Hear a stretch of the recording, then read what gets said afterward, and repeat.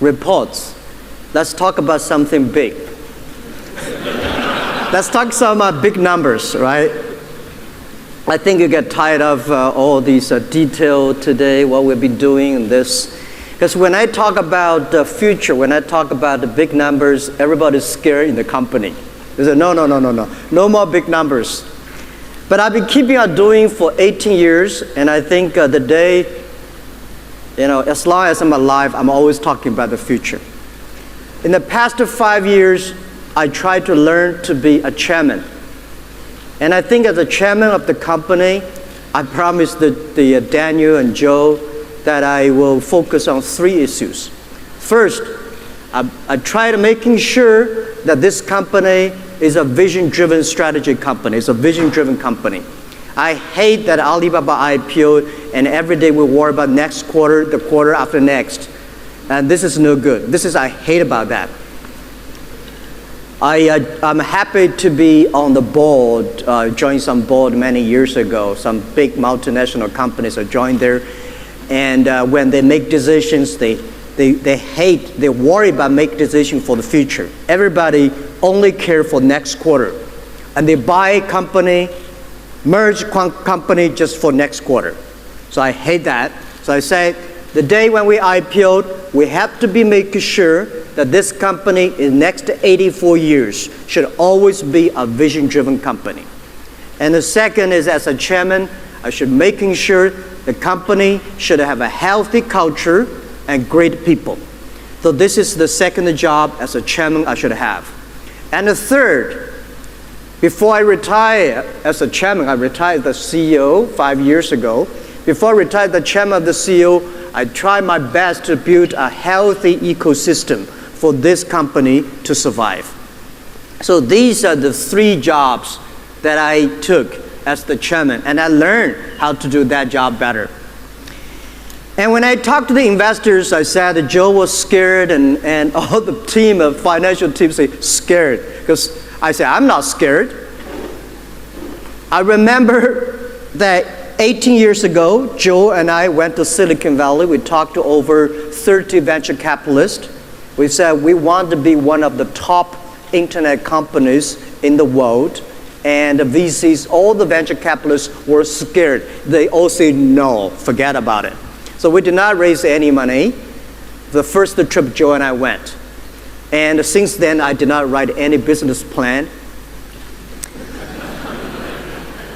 And then, well, it was brief. At that time, Alibaba.com ranking like a couple of 100 million names behind. So we want to be top 10 sites. Everybody thought we were crazy. The second time I remember, 15 years, it's like year 2003, when we just break even. We started to compete with eBay. Joe and I went to Los Angeles. And I talked to many big PEs. And when I talk about we will move to C2C, we will go to the consumer market, we'll compete with eBay. The investors at that time were also scared. No, you have no chance to win eBay because C2C market in China has no chance. eBay already taken 90% of the market share. And 3 years ago, when we listed in New York, and I said we will raise a little bit money, $20 billion, people thought it was a joke. But now, I think we need more money for the future. And I think compared to the future, Alibaba is still a baby. If you say in the past 18 years, we were amazing, I think we were amazing. We were so lucky. We're one of the luckiest company in the world. We are in a wonderful industry, internet, and we are in a wonderful country like China. We got so many supports from our colleagues and great team and all the things. So we're lucky.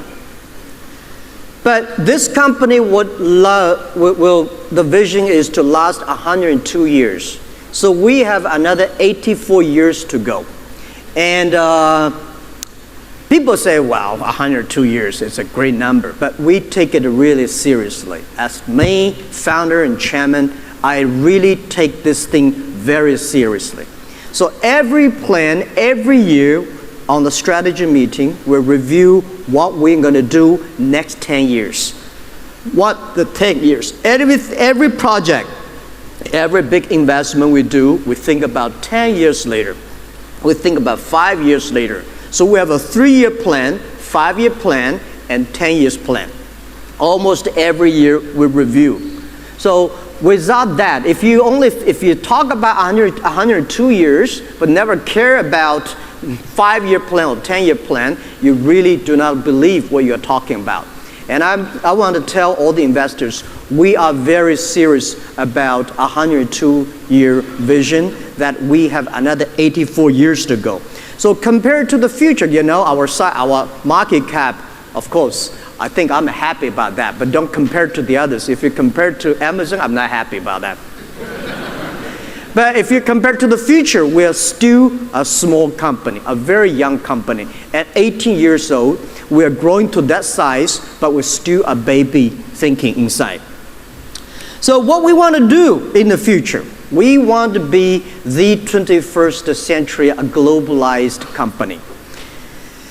And I would say the first technology revolution had a business model called a factory. The second technology revolution there's a business model called company. So what will be the data time, the internet time in the 21st century? What will be the best business model for this century? We think about is something called like a platform business. So we are lucky 15 years ago, we start to move our company from a normal, like a website, to a platform-like. And I think the other thing is that whether you're a big company or a great company, not depends on what kind of opportunity you catch. Most of the companies in China, they're always waiting for opportunity. If there's a good opportunity to catch it, they become a good company.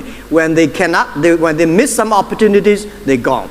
In China, a couple of years ago, there was a very popular saying that 如果你碰上了风口，是的猪也会飞起来 right? If you're a pig, right? Even if you're lucky, happen to be on on the wing, some drill you will fly. A pig will fly. But if the wind goes, the pig will die. So I think that it's not about what kind of opportunities you grasp. It's about what kind of value you create for the future. What kind of problems you solve for the world. The big problem you solve for the world, the big company will be. The great problem you solve for the world, the great company you will be. So Alibaba think about one thing, that what kind of problems we can solve for the world in next 10, 20 years. If we are able, we can figure out the problem in 10, 20 years, what are the problems? Then we start to prepare now, then we'll be big. So we think we are a company in Hangzhou, we're not a company in New York, we're not a company in Silicon Valley, we're not a company in Beijing, Shanghai, we're a company in Hangzhou. As a Hangzhou company, the way we compete with the others is that how we judge for the future. That's the competition we have. So we believe the future will like this, and we spend all the resources going that. And we believe this will be the world problem. If we can solve that problem, we'll be great. That's the way we think about how we lead our future. So today, e-commerce, cloud computing, and whatever business we have, all decided but 10 years ago, 15 years ago. So people say, you're great today. No, I think we're not great today. We were great 10 years ago. 10 years ago, we believed this thing will happen. 15 years ago, we believed this thing will happen. 8 years ago, we believed cloud computing, big data will come. So we start to make decisions 8, 15, and 10 years ago. And then we put all the resources, all the talents, everything just to focus on. So I said to many the entrepreneurs, if there are 9 rabbits on the ground, if you want to catch one rabbit, you should not change the rabbit, you should change yourself, just stick to one rabbit. That's the way to do it. So we had our vision 10, 15 years ago. We know this is where we want to go, and we'll do anything, change ourselves to be sure that we catch that rabbit. So we think globalization, anti-globalization, anti-trade, and trade protection is a problem. It's going to be a big problem in the future.